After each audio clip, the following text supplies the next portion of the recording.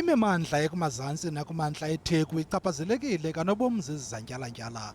Ukanti kuphume ingxelo eziliqela zabahlanguli ebebemanxadanxada behlangula abantu abavaleleke ezindlini phezolo. Uninzi lwabasebenzi kunye nabaqhubi bezithuthi bavalelekile zezi mvula.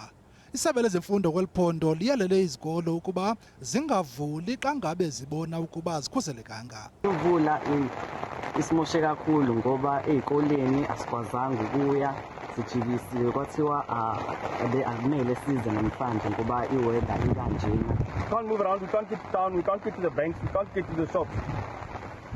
It's the rain, bro. It's the rain. Neendlela ezinkulu kweli phondo azisindanga nanjengoko uhola u-N3 no-N2 baye bachaphazeleka. Iarhente kazwelonke yezendlela ibongoze abaqhubi ukuba balurhoxise uhambo lwabo de kubekho isiqabu.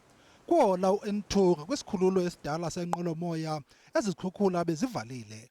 Ingxelo zithi baninzi abantu abaye bahlangulwa nasemdloti kumantla enxweme kwizakhiwo ebezigutyungelwe ngamanzi.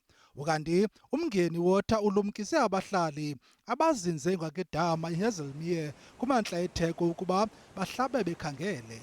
Isebe lorhulumente wentsebenziswano KwaZulu Natal libongoze abahlali abakwimimandla esezigingqini ukuba baye kwiindawo eziphakamileyo babaleke ezi zatyalantyala.